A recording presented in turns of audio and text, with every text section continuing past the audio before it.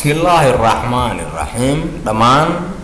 ardaydii dadweynaha Soomaaliyeed oo ku kala nool adduunyada daafeeda kala duwan waa casharadii luqadda Ingiriiska taxanaayno ahaa marka barashada casharadii new concept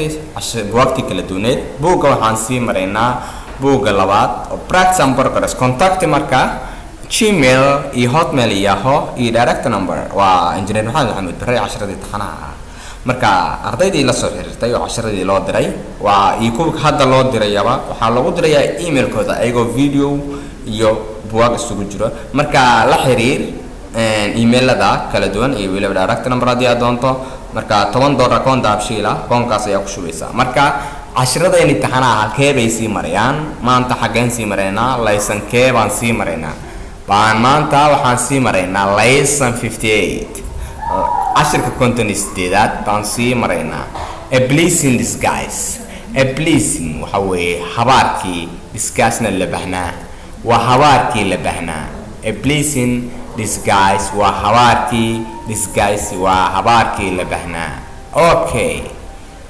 the teeny village xaafada teeny village xaafada teeny village of friendly tuulada friendly la yiraahdo site waxaa la sheegaa to possess inay leedahay a costly gate habaaran kaas sababtoo ah the tree gate-ka was maintained waxaa lagu xusay in a newspaper journalka the number markaa tiro of visitors booqdayaala to friendly ayaa friendly booqda has now laakiin hadda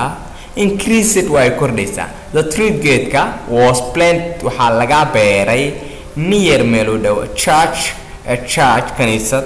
50 years ago 50 sano ka hor but laakiin it is only in recent years laakiin kaliya sanadahan that is has gained waxay kasbatay an evil reputation sumcad shaydaan evil waa shaydaan ama shar badan ama shar low reputation waa sumcad it is sight sida la sheego waa Soomaalida way tiraahdaa sida la yiraahdo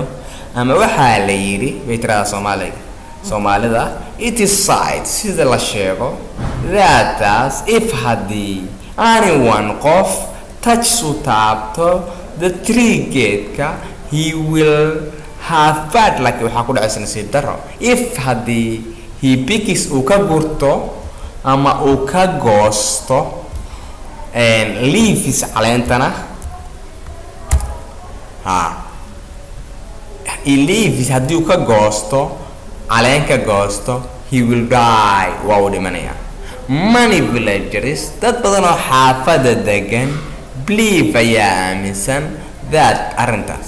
the tree gate-ka waa has already mar horeba climate inuu sahayday a number tiro of victims dhibanayaala the figure ninka mu'adinka u ah gaalada laakiin mu'adan ma ninka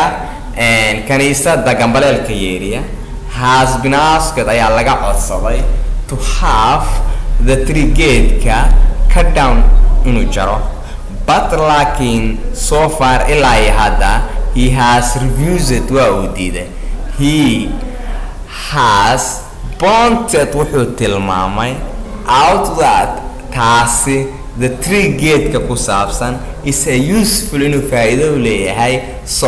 useful source il faa'iido leh of income oo dakhli ka soo galo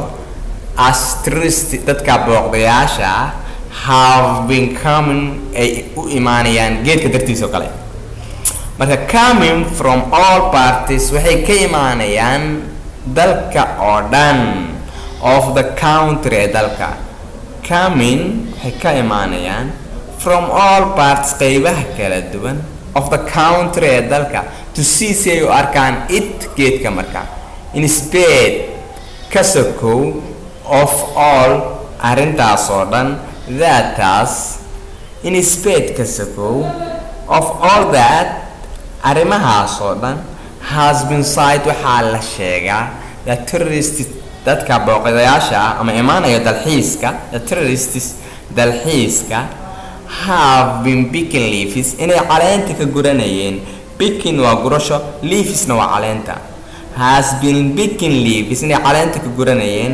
and cutting their names magacyadoodana ay ku xariiqayeen ay ku qorayeen ku xoqxoqayeen on the tree trunk jirida geedka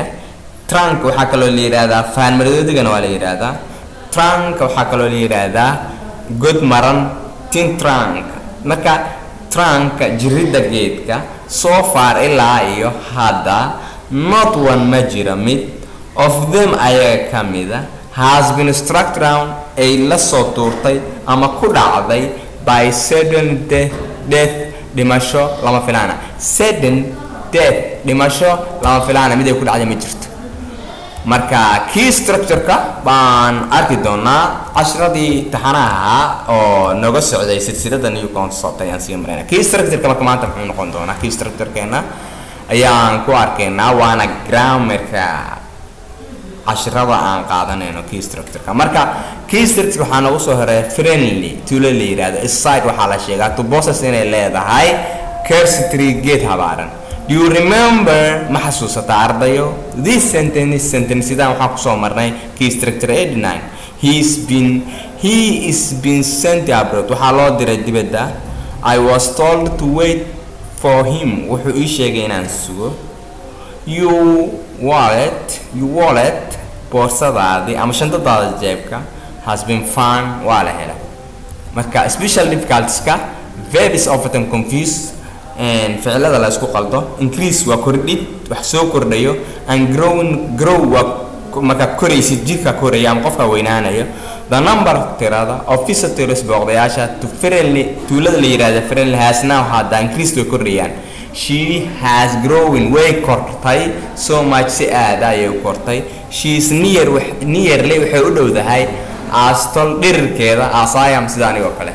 marka barashada casharadii aan ku baranaynay English language buugga new concept English waa engineer Maxamed Axmed Bare iyo casharadii taxanaha contact marka Yahoo Hotmail iyo Gmail iyo waliba direct number ardayda casharada gaarka doonayso si gaar ah ay la soo xiriirayaan ayagoo casharadoodii ku heli doona email-kooda in lagu soo diro marka sidaa darteed waa engineer Maxamed Axmed Bare iyo casharadii taxanaha ahaa oo aad uga barateen inaad ku daawataan internetka ka heshaan marka